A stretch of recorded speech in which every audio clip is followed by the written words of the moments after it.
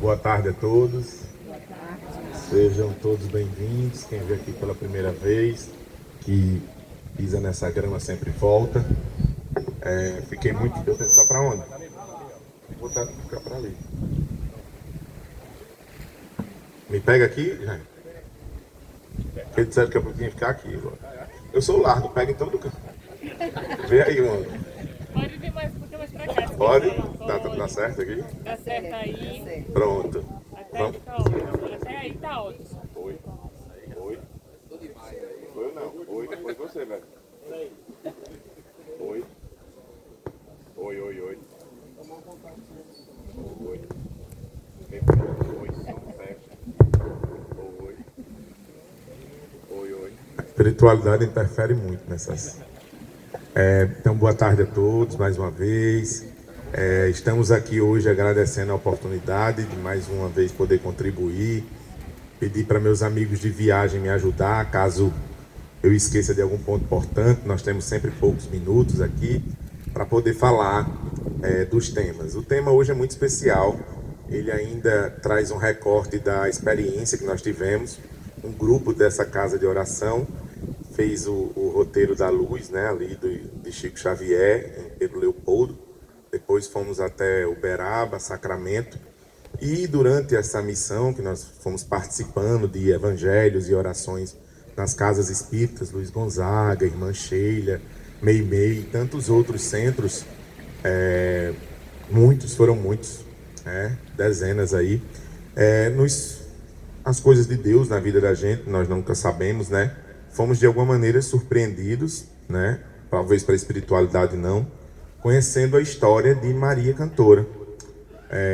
Maria da Conceição, conhecida como Maria Cantora, ela na sua última existência, ela teve fazendo um trabalho muito bonito de caridade em Conquista, uma cidade de aproximadamente 7.000 habitantes, que fica a alguns poucos quilômetros de Sacramento e a 3 quilômetros de Santa Maria, local onde nós chegamos a falar aqui sobre a parte de Tissot Mariano, junto com o Euripides Barçanufo, contamos um pouco da história. E aí, chegando lá, ficamos conhecendo todo o legado que Maria Cantora deixou naquela cidade. Imagina uma cidade com 7.000 habitantes e tem dezenas de centros espíritas, muitos centros desses inspirados nela, né? Casas de caridade que oferecem sopas, que oferecem vários serviços, né, de assistencialismo para as pessoas que precisam, em sua homenagem. E conhecemos uma bibliografia, né? Parte de uma bibliografia de Emmanuel, que recebeu a gente, que é um médium que psicografa, que psicografou e psicografa, né, lá.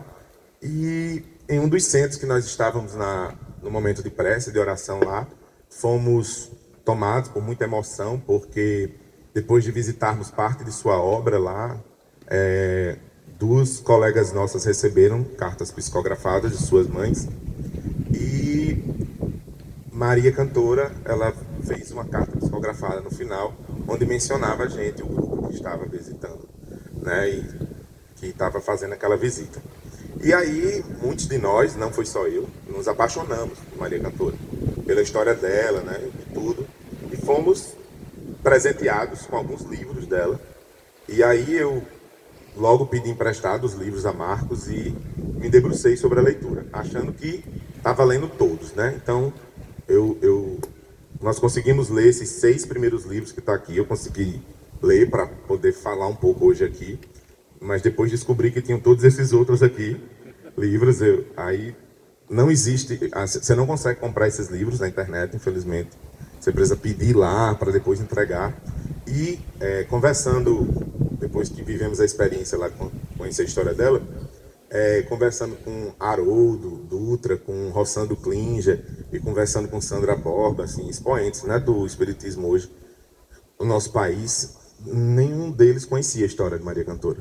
Nunca tinha ouvido falar na história dela, né? Então veja como pode, né, que é possível, tanta bibliografia, tanto escrito, né? E eles não desconheciam. Conhecem a história de Tissot Mariano, de Euripides Barçanufo, que nós já contamos aqui parte dela, mas não de Maria Cantora. E aí, eu não sei se eu sou um bom contador de histórias, Me desculpem se em algum momento eu me emocionar, porque imagine quando você faz uma verdadeira imersão em alguma história de alguém, assim. A leitura que eu fiz foi, eu li duas vezes, os livros, e ontem à noite eu ainda estudando, vendo para tentar contar e narrar da melhor maneira possível a história desse espírito incrível que evidencia tudo que nós falamos, que evidencia tudo que o Espiritismo prega, que evidencia tudo que está no Evangelho. Porque mais importante do que ler o Evangelho, nós já falamos aqui, não é colocar o Evangelho debaixo do braço, é colocar o Evangelho dentro do coração. É colocar o Evangelho através de atitudes e comportamentos que temos tantas dificuldades. E ao narrar essa história para vocês aqui hoje, com alguns pontos mais importantes, eu acredito que nós vamos conseguir juntos evidenciar tudo, praticamente tudo que o Espiritismo prega, a lei de evolução, de causa e efeito, a reencarnação, vida após a morte, tudo que os pilares, né, da nossa doutrina aí, tão esclarecedora, que veio através do Espírito de verdade. Espero que, assim como eu possa plantar uma sementinha em alguns de vocês aqui, para sentir curiosidade sobre esse Espírito de Maria Cantora. Vamos lá. Maria Cantora, a voz da caridade. Na verdade, essa história ela não começou em 1930 ali, quando nasceu Dona Conceição, lá às margens do Rio dos Velhos, ali em Minas Gerais. Essa história começou há centenas de anos atrás. A história começou com uma princesa, uma futura rainha, né, muito mimada, filha única, nasceu num palácio belíssimo, um palácio que tinha muitos escravos, muitos serviçais.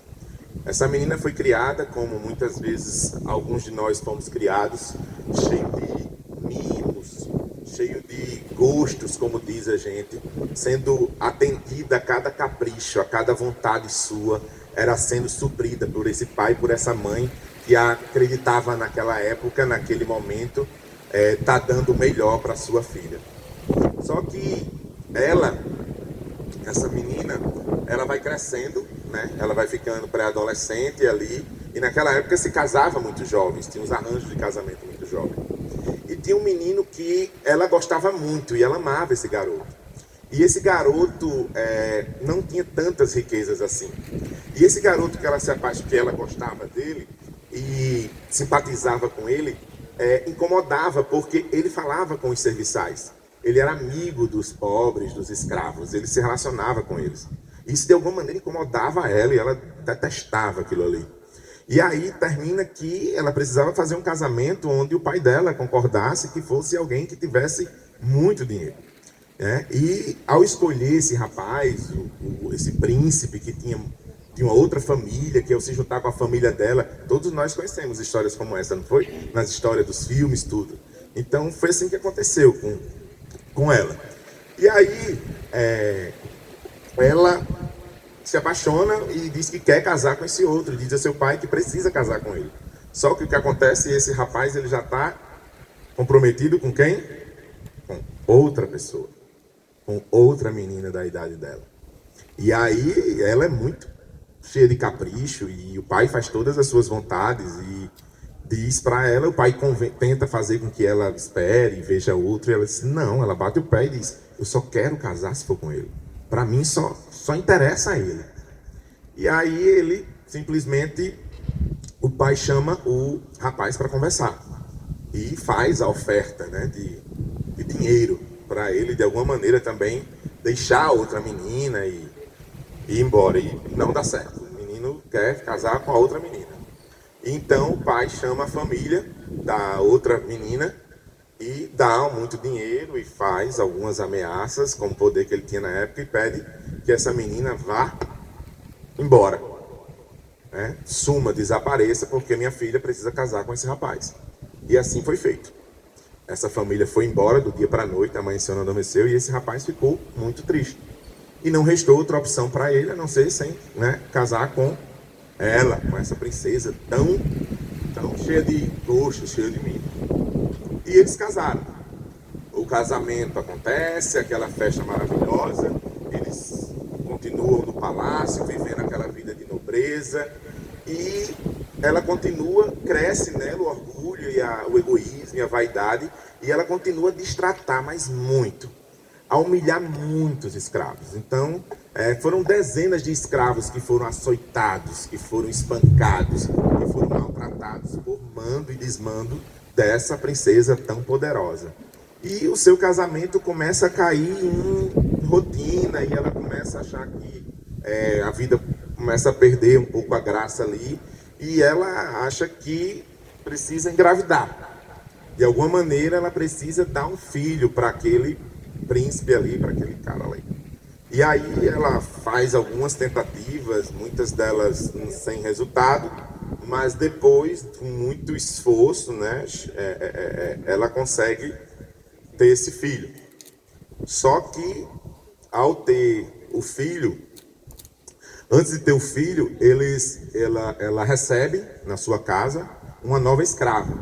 Uma nova escrava que vira ali sua nova mucama, né? Naquela época, acho que era esse nome que usava. Uma escrava que lhe assistia ali, né? E essa escrava é sempre muito atenciosa, muito cheia de habilidades. E ela começa a não dar leite, né?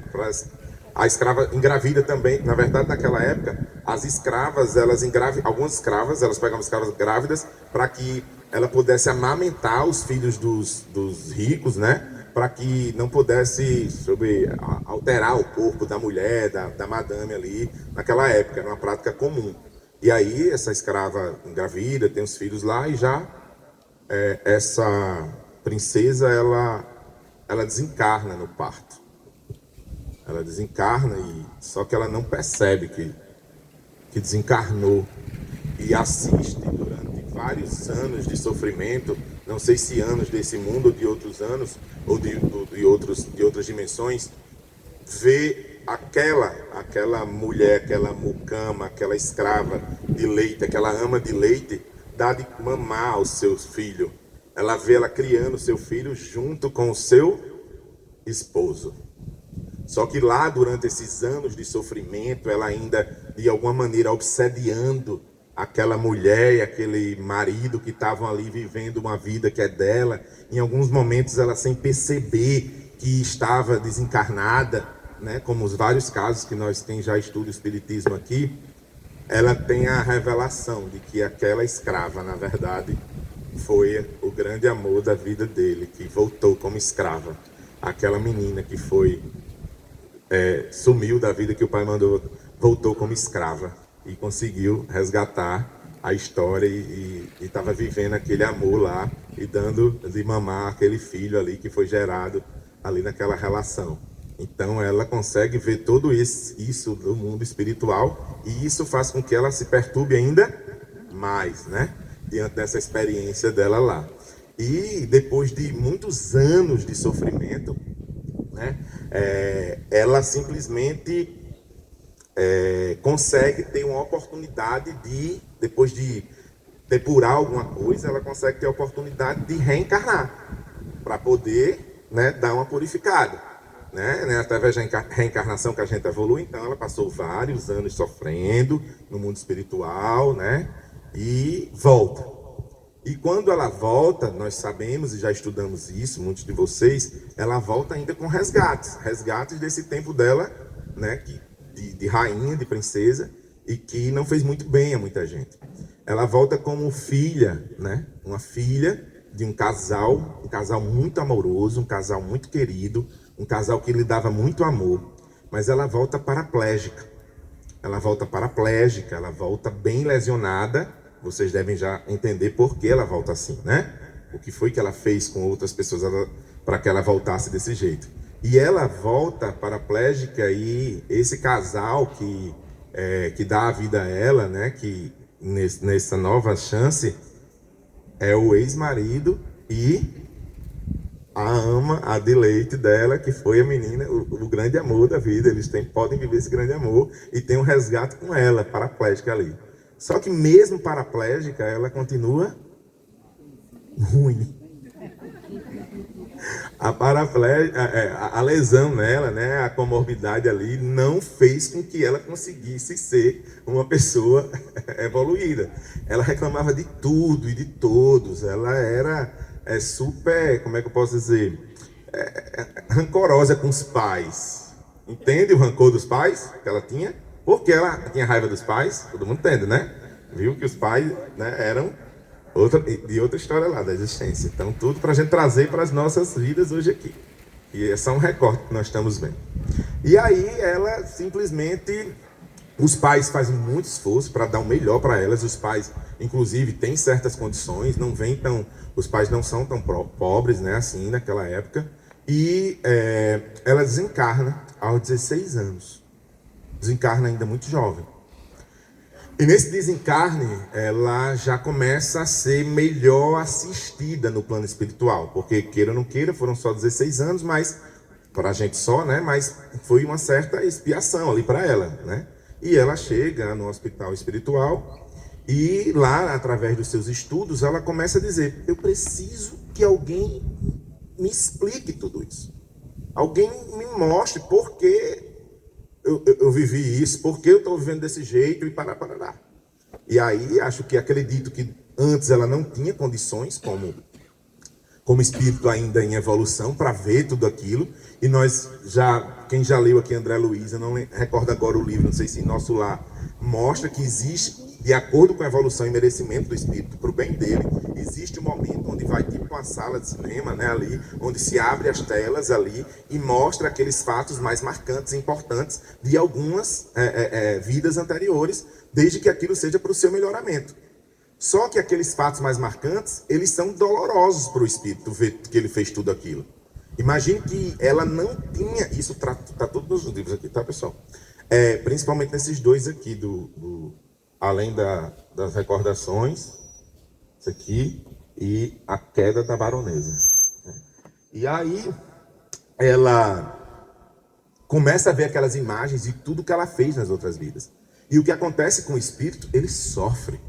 Ela não suporta, ela não consegue assistir todas as cenas como se fosse um longa-metragem. É preciso interromper o tempo todo as cenas para que ela possa processar, para que o espírito possa processar algum aprendizado sobre aquilo ali. E mostrava todas as torturas delas. Mostrou tudo que o pai dela fez com aquela família, daquela ama de leite, né, que veio. Então, ela foi de alguma maneira ali ficando assim: como é que eu fui capaz de fazer isso? Como é que eu consegui fazer isso? E mostrou toda a sua ruindade, toda a sua falta de maturidade, de evolução, aquilo ali. E aí, o livro você vai tentando devorá-lo, porque ele vai, daqui a pouco, deixa vocês preparar ela. Mas eu quero ver o que aconteceu com ele, com ela, com a mulher. Ela fica o tempo todo tendo curiosidade de saber o final de todo mundo. Como foi que... E essa pessoa, o que é que eu fiz depois? Foi o que dela? Né? E ela fica ali tentando descobrir de maneira antecipada. E o mentor dela lá, espiritual, dizendo: calma, respire, vá descansar, daqui a pouco você volta e a gente reinicia a sessão. E aí ela dizia: vai. E depois tinha sessão que ela nem suportava mais. Ela: não, para. Daqui a pouco eu vejo novamente. E ela foi vendo todas as suas ruindades, as suas maledicências, mostrando tudo isso aí. E aí, já numa escala espiritual um pouquinho melhor, porque a gente o tempo todo evolui, como nós estudamos aqui, né, no Espiritismo, ela tem a oportunidade de vir como escrava. Né? Ela nasce, né, filha ali de pais escravos, ela nasce dentro de uma senzala. E nessa outra vida, né, nessa vida como escrava, ela, logo nos seus primeiros anos de vida ali, né, no início da sua vida, ela perde logo o seu pai, né, ainda muito jovem, muito criança ainda. E sua mãe lhe ensina assim a orar. Essa mãe muito evoluída, uma escrava que sabia cozinhar muito bem, ensina a ela os dotes da cozinha e mostra para ela a importância de Jesus Cristo. E essa escrava, ela de alguma maneira começa uma espécie de iniciação doutrinária, né, cristã, com fitilânio, alguma coisa. Eu vou mostrar aqui, deixei as imagens aqui mais para o final. E aí, ela com 12 anos casa, logo após o casamento ela perde a sua mãe, essa escrava. Essa escrava, ela perde o seu filho, bebê, ainda bem novinho. Ela foi mãe, né, nesse casamento. E logo depois ela perde o marido. Ela fica sozinha, né? E essa escrava sozinha, ela vai buscar, muito baseado nos valores. A mãe dela foi um espírito assim muito necessário para que ela pudesse construir sua vida dentro do cristianismo, digamos assim, dentro da doutrina cristã, acreditando nos passos de Jesus Cristo, coisa toda. E aí, essa escrava, ela vai para uma casa onde tem um senhor e uma senhora, e ela começa a cozinhar, porque ela cozinha bem, ela começa a ser uma escrava mais de categoria mais elevada, digamos assim. Só que ela, como tinha essas habilidades, né? Ela ficou muito dentro da casa do patrão. E o que é que acontece com a escrava que está dentro da casa do patrão naquela época? Ela é estuprada, né?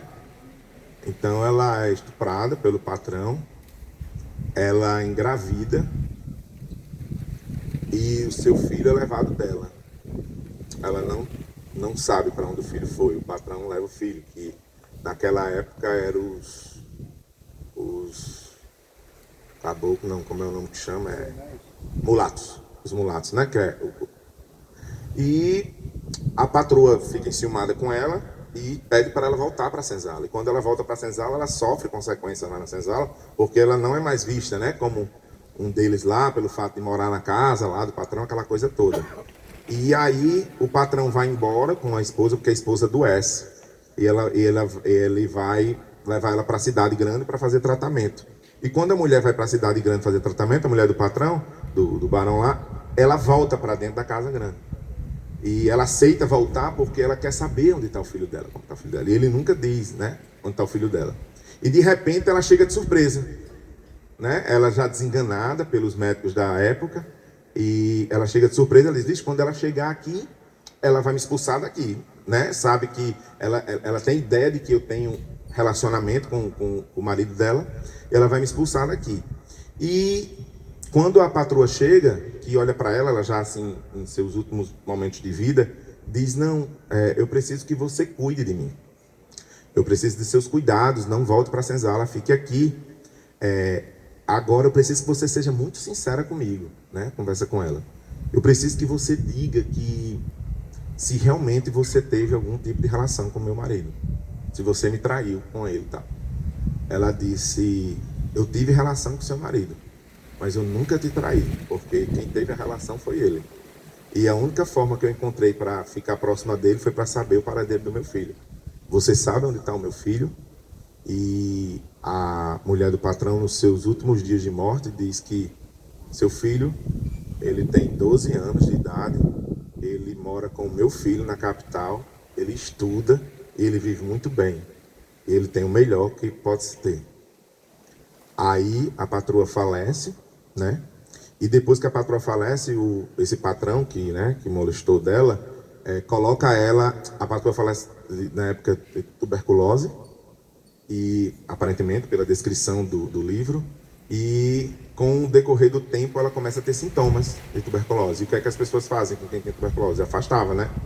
E aí ela foi jogada numa cabana de palha, sem condições nenhuma, né? Ficou sucumbindo lá até a morte, até que um dia as pessoas não queriam conviver com ela, mas um belo dia chegou uma carruagem, né, da cidade grande, e o patrão tira dois adolescentes com 18 anos aproximadamente do carro e mostra para ela, né, e diz: esse é o teu filho e essa é a tua mãe. E eles se abraçam.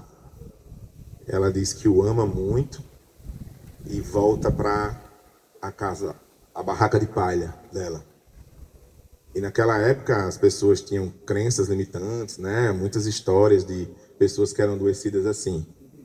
E eles tocam fogo e queimam ela viva dentro dessa barraca de palha. E ao desencarnar novamente, lá no mundo espiritual, um ser um pouco mais evoluído, que passou por todas essas vidas, né, que nós estamos mencionando aqui, já bem esclarecido, concorda que vários resgates tiveram? Vários resgates. Essa mulher que ela cuidou até o leito de morte foi a sua mucama, ama de leite, que ela traiu e que o pai dela fez tudo aquilo. Ela pôde cuidar dela, ela pôde resgatar e devolver, né? E então ela tem a oportunidade de reencarnar novamente, porque nós precisamos evoluir constantemente. Não para, são muitas vidas que nós temos aqui. Nós temos mais de 300 vidas, né? E aí ela tem a opção, nesse novo reencarne, de escolher algo um pouco, digamos, melhor do que suas últimas existências, que foram bastante sofredoras, para pagar um pouco daquele equívoco dela. Através do livre-arbítrio, ela fez escolhas ali equivocadas, como rainha, como filha daquele casal ali, rico, paraplégica e tal. Só que ela surpreende, de alguma maneira, os seus mentores espirituais, porque nós fazemos essas escolhas lá, nós só não lembramos enquanto estamos aqui. É permitido a alguns espíritos um pouquinho mais evoluídos a se provar, por isso que é mundo de provas e expiações. Eu quero saber se realmente eu consegui essa evolução. Eu quero saber se realmente eu consegui vencer esse vício. Eu preciso entender se realmente eu evoluí moralmente. E por vezes lá, né, nós fazemos essas escolhas para mostrar que vencemos, e às vezes nós não vencemos. Nós voltamos, pedimos para ser testado e sucumbimos, é assim? Através do livre-arbítrio que nós temos aqui. E algumas vezes também nós evoluímos, mostramos que conseguimos sim evoluir. E dentro desse livre-arbítrio que a espiritualidade nos dá, ela decide surpreender a todos e dizer: eu quero voltar como escrava novamente. E a espiritualidade, você tem certeza disso? Você já pode fazer uma escolha de uma experiência melhor. E ela disse: não, eu quero escrava novamente. E aí nasce Dona Maria da Conceição, no ano de 1930, às margens do Rio das Velhas, em Minas Gerais, já dentro da lei do ventre livre, aqui no Brasil, né? E aí ela, como filha de escravo, ela já tem né, dentro da lei do ventre livre, ela já tem um pouco mais de liberdade, né? Não sofre tanto aquilo que sofreu os escravos daquela outra época em que ela viveu aquela experiência. E como filha ali de escravo, ela continua sendo doutrinada. Então a mãe dela mostra para ela, né, mostra para ela o mundo do Jesus, aquilo que a gente acredita, né, de ser bom. Um dos principais valores que mostra, que a mãe dela apresenta para ela, assim, ser bom com os patrões, tratar bem. A mãe dela, maltratada pelos patrões, e sempre dizendo assim: agradeça, eles são muito bons, eles estão dando oportunidade. A mãe dela muito resiliente, né? E aí, Maria da Conceição, mais uma vez, né, ela fica só, ela perde pai, perde mãe, perde todo mundo. E ela sozinha vai trabalhar com os conhecimentos adquiridos em algumas existências. O que é que ela sabe fazer bem? Cozinhar também, né? E aí vai trabalhar na casa dos patrões, que o filho de um patrão convida ela para morar no Rio de Janeiro com ela, para ajudar na casa. Ela vai para o Rio de Janeiro, sai lá de Minas, vai para o Rio. Quando eles estão lá no Rio, ela tem a oportunidade de conhecer o Espiritismo. Nada mais, nada menos, ela recebe um evangelho das mãos de vovô Bezerra de Menezes, assim como ela chama ele, de Bezerra de Menezes. As vidas deles se encontram lá, né, no Rio de Janeiro. Logo depois, a esposa desse patrão adoece. Eles voltam para Ribeirão Preto. que é próximo ali de Sacramento. Ela falece, e então esse patrão ele é muito bom para ela. Ele diz, olha, vai seguir tua vida, vou te dar uma grana aqui, tu volta para, faça o que você quiser. Você quer ir para onde? Eu falei, não, eu quero voltar para Sacramento, porque eles tinham ido passar umas férias, um tempo, uma vez em Sacramento. Ela foi junto e ela conheceu lá tudo em Sacramento e disse, eu quero voltar para lá. E aí, numa dessas férias que ela foi para Sacramento, inclusive, foi quando ela conheceu pela primeira vez Eurípides Bassanufo. Ela o viu em frente à então farmácia que Eurípides tinha, que a gente falou aqui, daquela farmácia de manipulação, da homeopatia que ele tinha. E quando ela viu Eurípides Bassanufo, ela viu Vicente de Paula. Ela não conseguiu enxergar Eurípides, porque Vicente de Paula já aparecia para a Dona Maria Conceição nos seus sonhos. Já existia uma conexão dela com Vicente de Paula nos seus sonhos. E aí ela enxergava, viu em Eurípides Bassanufo Vicente de Paula. E aí ela voltou para Sacramento e, com o dinheiro que tinha, né, buscou trabalhar no Hotel do Comércio e como cozinheira, né, que sabia cozinhar, e foi depois trabalhar. Foi quando ela recebeu uma mensagem já com Eurípides ali, já convivendo um pouco com Eurípides, de que o trabalho dela tinha que ser em conquista. Ela recebeu uma mensagem espiritual que o trabalho tinha que ser em conquista. E a partir daí ela começou também a ajudar Tissot Mariano. Lembra que eu falei daquelas fazendas em Santa Maria, que a gente ficou hospedado lá, que ele começou a atender as pessoas lá, que iam muita gente de todas as regiões? Então ela começou a sair de conquista e ajudar ele também nesse trabalho lá. Já Bezerra Menezes já havia desencarnado, né? Já tinha fundado através do espírito o Centro Amor e Caridade, Fé, Amor e Fé, alguma coisa assim. E ela já começou a fazer esse trabalho lá. E aí ela começou a receber algumas ajudas, assim, ela não tinha nenhum tipo de recurso, nada, ela só tinha 3 roupas do corpo ali, um fogão a lenha. E Tissot Mariano, com os filhos dele, começou a dar assistência a ela, para ela ter pelo menos onde morar, ajudou ela a comprar uma terrinha. E ela tinha uma mediunidade muito ostensiva. Ela desdobrava muito fácil, assim, ela escorava na cadeira desse um cochilo, ela já se conectava com Bezerra de Menezes, com Vicente de Paula. Vicente de Paula era o seu guia espiritual, né? O guia, além de Bezerra, mas ele mais presente do que Bezerra. E ele, Vicente de Paula, começou a dar orientações para ela. Começou a dizer mais ou menos o que ela precisava fazer. E aí ela, no seu casebre, imagina aquela casa de barro, aquela cadeira de madeira, aquela cama feita de palha, não tinha colchão naquela época. Ela conheceu Maria Cuiabana, uma amiga que chegou lá desamparada, e Maria Cuiabana foi expulsa de casa. O marido abandonou ela porque ela não conseguia dar filhos a ele. Ela era seca, como chamava na época, né? E o marido foi embora e deixou Maria Cuiabana só com a roupa do corpo. E ela disse, eu moro sozinha aqui, vamos morar junto aqui nós duas, uma ajuda a outra aqui. E Maria Cuiabana, um pouco mais jovem do que Dona Maria Conceição, começou a ajudá-la, né? Ajudá-la no dia a dia. E aí as orientações começaram a chegar do então mentor espiritual Vicente de Paula, e alguns recursos começaram a chegar de Tissot Mariano para ela abrir um centrozinho pequenininho, porque não dava para ela ficar atendendo, porque começou, sempre lembra a rezadeira da época, a curandeira? Então ela começou a ser conhecida na cidade como essa médium de cura. Vá lá para a Dona Maria, vá lá em Dona Maria, conversa com a Dona Maria. Isso aí é coisa do juízo. Vá lá para a Dona Maria. Quem entende disso é a Dona Maria, vá lá para a Dona Maria. Sim, Maria cantora, porque ela tinha essa habilidade de... Lá no Rio de Janeiro, ela frequentava muitas igrejas. E ela começou a cantar, né? E aí ficou conhecida como Maria Cantora. Ela tinha uma voz muito marcante e tudo. E aos poucos esse atendimento na casa dela foi crescendo. E aí, Dr. Furiata era um médico estrangeiro lá de Conquista. Ele começou a mandar os casos que não tinham mais condições. Os casos na medicina que eram incuráveis, ou que a pessoa estava desenganada, digamos assim. E todos esses casos ele mandava para ela. Isso aqui só para Maria Cantora, vá lá para Maria Cantora. E centenas desses casos estão relatados aqui na psicografia de Maria Cuiabana, que depois que desencarnou, através do médium Emanuel, né, que nós conhecemos lá, ela psicografou cada caso desse, porque Maria Cuiabana testemunhou cada história dessa que chegava.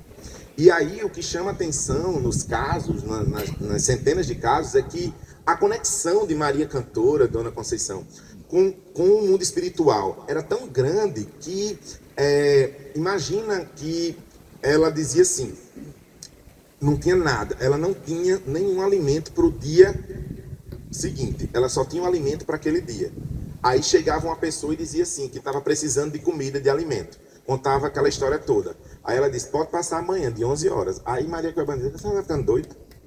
Não tem nada nem pra gente. Como é que a senhora está botando esperança na mulher dessa que ela vai vir amanhã de 11 horas? Ela fez, calma, mulher. Deus, Jesus vai providenciar tudinho.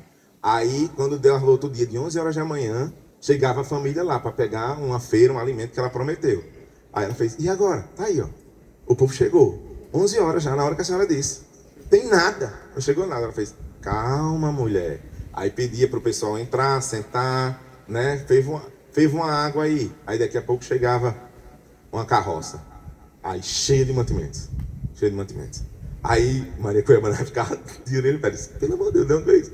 Aí os bandidos, eu vim deixar aqui essa feira que disseram que a senhora estava precisando, dona Maria. Aí ela pegava a feira, doava todinha para a família e ficava com nada.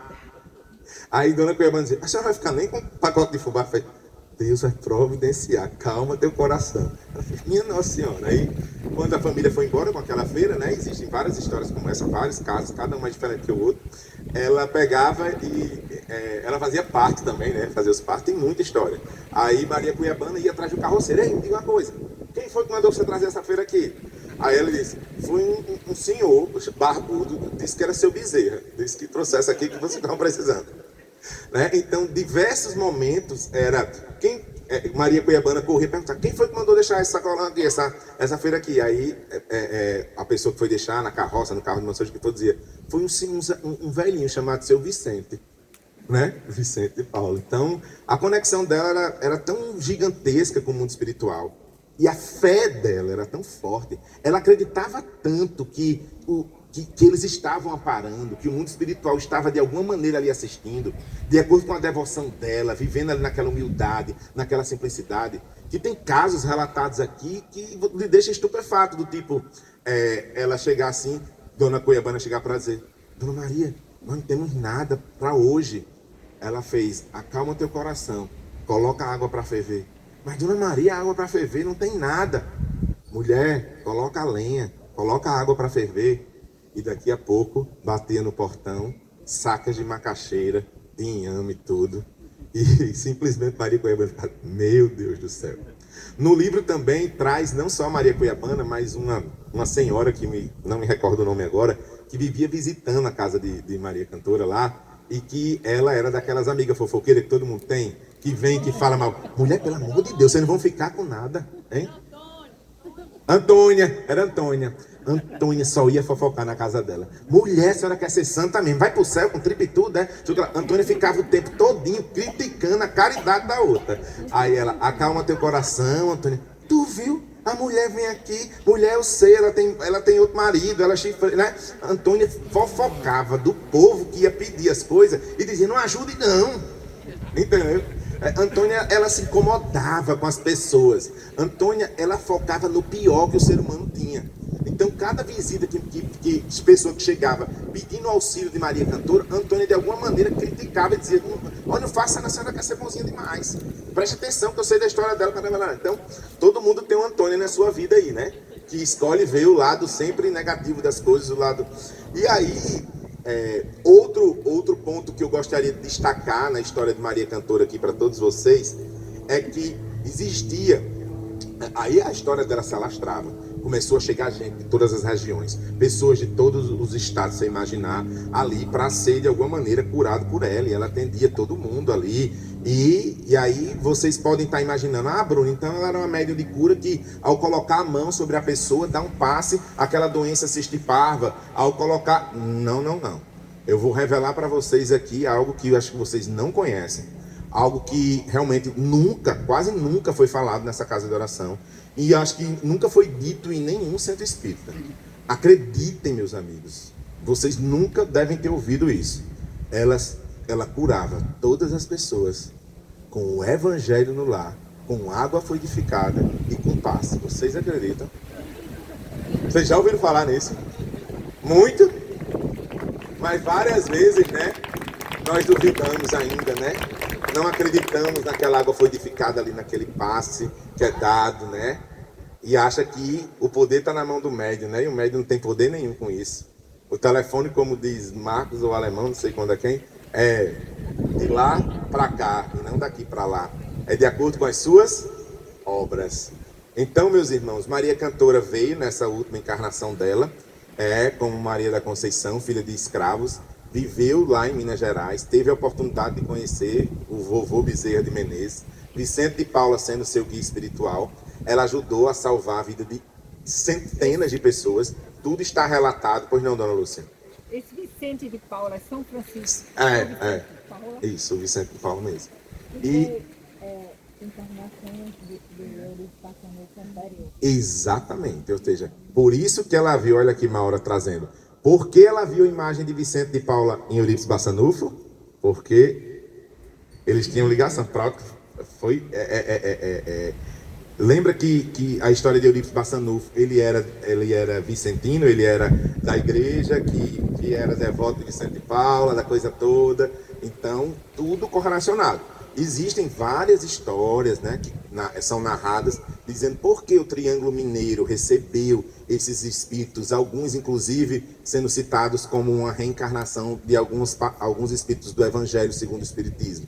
Por que essa região recebeu Chico Xavier, né, Eurípides Passanufo, Tissot Mariano e tantos outros, né, expoentes do Espiritismo no Brasil lá em Minas? Então, existem alguns historiadores, né, tentando buscar. O que eu achei interessante ao fazer pesquisas sobre Maria Cantora e não achar muita coisa, é que tentam-se não se comprometer, né, com a questão histórica, né, porque não querem afirmar algumas das coisas que a psicografia comprova. Então, existe aí também alguns historiadores que questionam alguns desses fatos, mas no livro traz os nomes de todas essas pessoas, cita os nomes, cita a época, tudo. Então, para finalizar aqui, eu quero trazer para vocês um resumo do que foi essa experiência, essa vida de Maria Cantora. Nós trouxemos os fatos históricos, né? Existe o registro documentais, muitos desses que nós falamos aqui, a tradição mediúnica, né? Nos livros, os relatos orais, os testemunhos de cura, a memória viva nas comunidades, e a revelação do plano espiritual detalhando as vidas passadas e a mecânica, né? Kármica, né? Através das obras de Emanuel Alves da Silva, que é um cara incrível, que vive para a caridade, que nós tivemos a honra de conhecer nessa experiência lá que nós vivemos na viagem, né? Aqui o ciclo das vidas passadas, né? A curva da redenção. Então, eu trouxe aqui nos slides um pouco do resumo, do aprendizado, do processamento, né? De tudo isso aí. Então, nós temos a queda dela, né?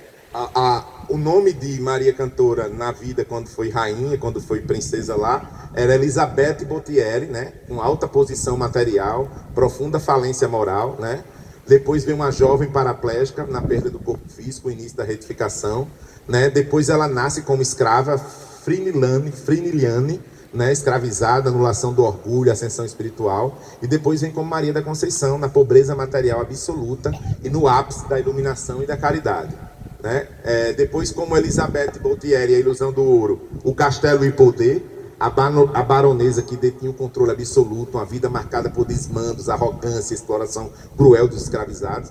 A queda moral, né? A crença de que o ouro comprava impunidade perante as leis divinas. E a lei divina veio e cobrou tudo com juros, correção monetária, como vocês viram aí. A perturbação despertou no plano espiritual por um longo, tenebroso período, né, de perturbação, onde a riqueza terrena se transformou em absoluto vazio espiritual. Então, como eu narrei aqui, mostrando que ela se desesperou lá, vendo o marido, né, cuidando do filho lá com a outra. As etapas de depuração, o fogo que purifica, né? A paralisia jovem paraplégica, o aprendizado forçado na humildade, presa a um corpo imóvel, o espírito aprendeu a receber cuidados, a valorizar o amor. Perceba que quando ela voltou, desencarnou depois de paraplégica, ela já voltou um pouquinho melhor, né? Porque por mais que ela tivesse ruimzinha ainda, ela ainda deu uma depurada ali.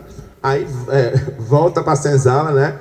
Como Friniliane, a escravizada, o resgate direto no cadinho da escravidão, sofrendo na pele os exatos desmandos que outrora infligiu. O espírito expurgou suas dívidas, transformando dor em resignação. Ela passou por tudo que ela causou, né, nos escravos na época ali como princesa. E aí o renascimento, como Maria da Conceição Martins, né, nasceu no período pós-lei do ventre livre, na região do Rio dos Velhos. Uma infância marcada por perdas familiares severas e privações materiais absolutas.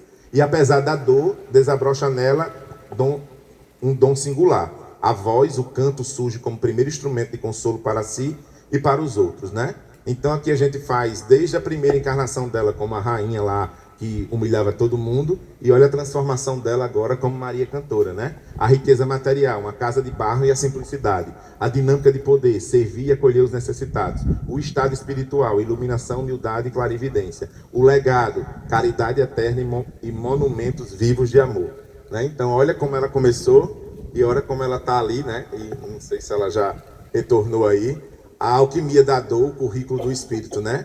Paraplegia, escravidão, orfandade e, no fim, a voz da caridade. Todo esse processo aqui ela passou para poder evoluir até a caridade ser seu guia, ser seu mantra, né? E a preparação invisível, a presença constante de Vicente de Paulo. Então, imagine que ela desdobrava toda noite, ele era presente em cada momento, em cada cochilo que ela dava, ele dando orientações para ela, de servir, de que tivesse paciência. Muito antes de conhecer o Espiritismo formalmente, Maria era guiada em sonhos e visões por seu mentor de infância. Uma preparação prévia do Espírito, garantindo que o canal mediúnico estivesse limpo e sintonizado com as esferas superiores desde a juventude, né? E a constelação, né, providencial aí, que mesmo ela indo para o Rio de Janeiro, né, foi lá para quem? Para conhecer Bezerra, né? Para fazer a conexão, devem ter combinado com certeza, né, no plano espiritual, e depois retorna para Sacramento ali, na conexão com Eurípides Bassanufo ali. A madureza espiritual é a fixação terrena, né? O trabalho incansável lá com o senhor Mariano, então ela ainda teve a ligação lá em Santa Maria, daquilo tudo que nós mostramos aqui, né?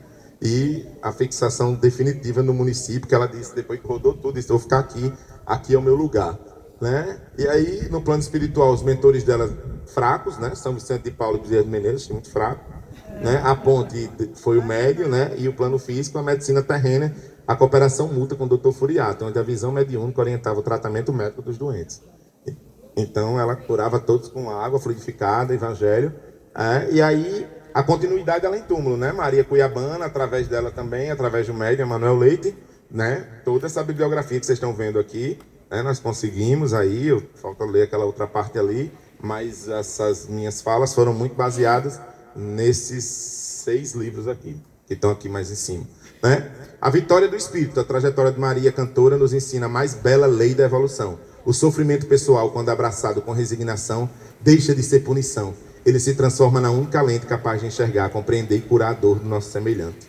Da soberba do castelo à humildade da chácara de barro, o Espírito encontrou finalmente a sua verdadeira liberdade. Ela era feliz, tá? Maria Cantora era a pessoa mais feliz do mundo. Ela era resignada completamente. E a reflexão que nós temos que fazer é, estamos resignados diante da prova e expiação que estamos passando, porque vamos perder essa existência por causa de um orgulho besta, de um perdão, por causa de uma vaidade, por causa de um egoísmo, raízes e chagas desse mundo ainda. Nós vamos perder mesmo, vamos precisar voltar novamente com aquelas pessoas difíceis, é melhor se livrar delas agora e perdoar, né, para vir nas próximas existências com outras pessoas, com outras criaturas, para buscar essa evolução. E aqui eu vou trazer imagens reais agora, pode ter algumas fotos aqui meio complicadas, mas tem umas reveladoras aqui de Marcos, os bastidores da viagem agora. 5 minutos eu termino aqui, né? Aí ficou curioso, né? Quando fala fofoca, né? Aí isso aí agora, né? Antes você não pediu, né? Pra ver? Né? Como assim é essa? Mas vamos lá. Aqui é a casinha já. Essa casa não é a casa exata de Maria Cantora, tá, pessoal? Essa casa foi reformada, é uma casa feita nos moldes que era a casa dela na época. Foi plantado um pé de goiaba aqui, porque ela ficava embaixo dessa goiabeira, numa cadeira de madeira. Ela teve muita dificuldade de locomoção, ela não conseguia se locomover, né? Aqui já era o centro espírita, bem simplesinho lá aqui nas laterais, essa casa, ó. E aqui é uma imagem dela, parece que ela está sentada, mas aqui é ela, né? Bem, umas imagens bem grotescas, assim, bem de uma pessoa sem muita vaidade, né? Assim, um pouco acima do peso, né?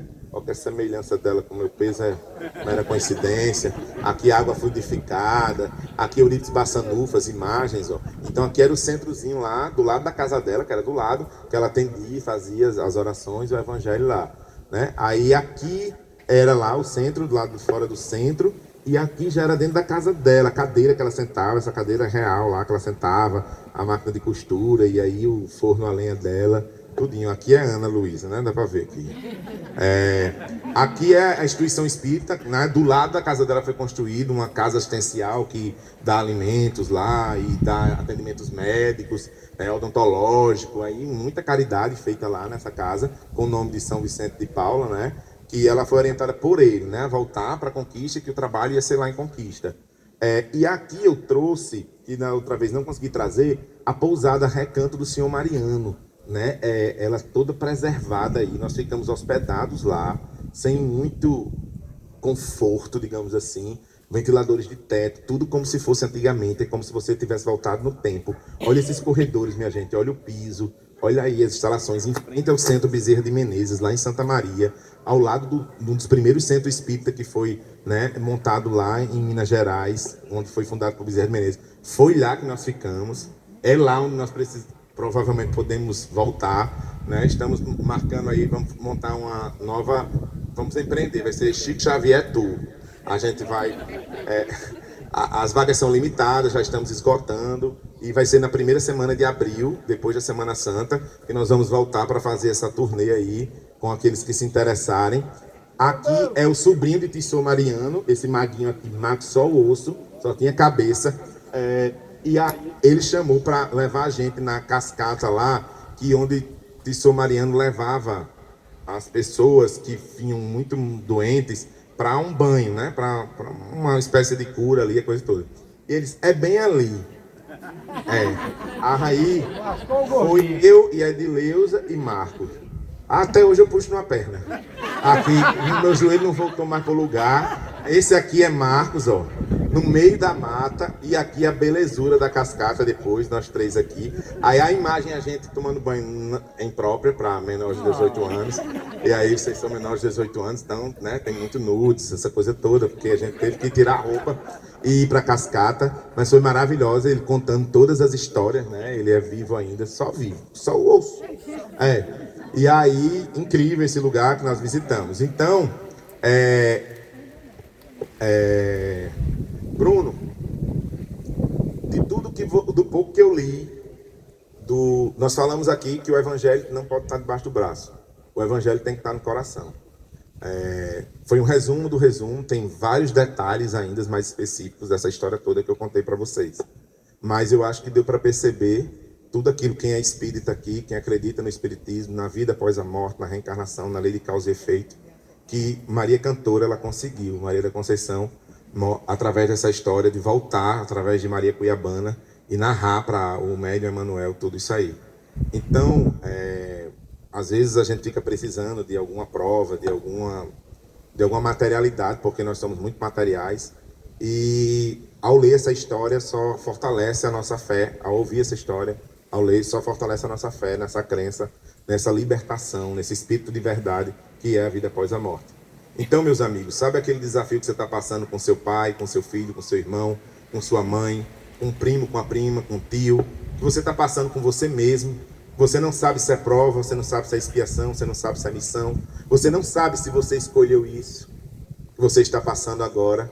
Você precisa refletir sobre o que você está passando e, de alguma maneira, inspirado nessa história, em tudo isso que ela passou para depurar, nas diversas vidas que ela passou para corrigir os seus erros. E tenho certeza, na hora que somos, nessa terça-feira aqui, às 17 horas, nós não temos só o amanhã, temos o agora. A hora de perdoar é agora, de amar agora, de abraçar é agora. Porque amanhã pode ser tarde demais. Nós nunca temos certeza se temos o amanhã. Só temos o hoje, esse momento agora. Reflita um pouco sobre essa experiência que você está passando. Você pode ter escolhido passar por tudo isso. Você pode ter dito que ia passar resignado. Você pode ter dito que ia perdoar de novo, que ia abraçar, que ia amar, que ia beijar. E às vezes, contaminado pelo egoísmo, pelo orgulho, chaga desse mundo ainda, tomamos algumas decisões equivocadas. E aí eu tenho escutado uma música que tem feito parte da minha playlist para vocês aqui. Eu vou colocar para vocês. Uma música de Joana de Ângeles. E eu acho que ela fala muito sobre a palestra de hoje aqui. Ela resume um pouco, porque na verdade o que mais Maria Cantora e todos nós temos são chances. É melhor não botar aqui mesmo, aí bota aqui. Aí só aumenta aí se ficar baixo.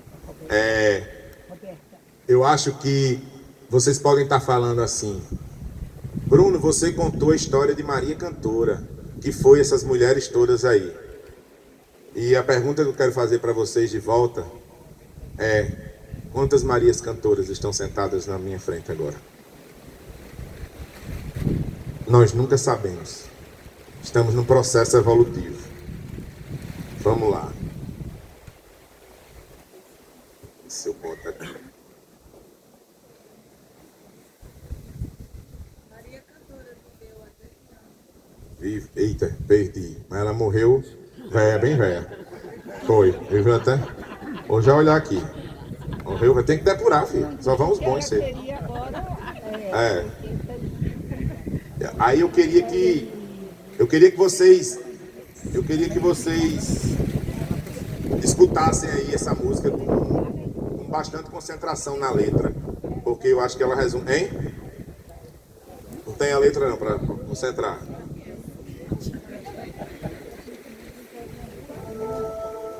recomeçar. A lei da vida é luz a nos guiar. Recomeçar. Deus concede sempre um novo despertar. Se o peso do ontem ainda insiste em ficar, e a dor silenciosa te impede de avançar, recorda, a vida não cessa, apenas se transforma.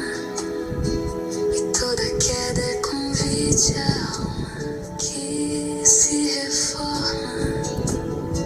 Nada se perde no tempo, tudo é aprendizado. Cada passo difícil é débito resgatado. Na escola da terra ninguém está só.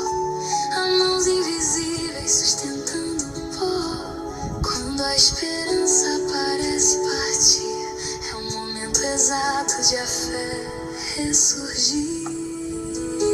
Recomeçar é renascer por dentro, é refazer caminhos com discernimento, é compreender que a dor também ensina e que a justiça divina nunca termina. Recomeçar com coragem e amor, é transformar a queda em novo valor.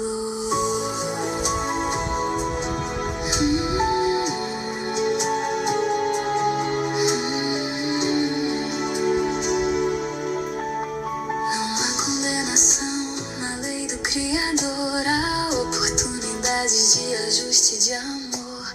O erro de hoje é lição para o amanhã, e a alma evolui na jornada do ser. Perdoar-se é etapa essencial para seguir leve na jornada espiritual. Quem planta o bem colhe paz interior, encontra em si a presença do Senhor. Se o pranto vier, deixa a alma falar, mas não se detenha, é tempo de levantar.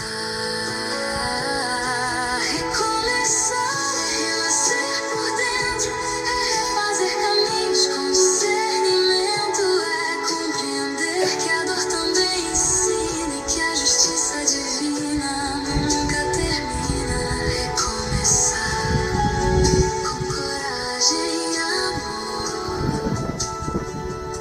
é transformar a queda em novo valor. A cada existência uma nova missão, lapidar sentimentos, purificar o coração, e mesmo nas sombras a luz a brilhar, pois Deus nunca cessa de nos amparar. Recomeçar é seguir confiando, mesmo sem ver, mas sempre esperando que a vida maior nos conduz além do erro da dor, rumo ao bem. Recomeçar é divina concessão, revolução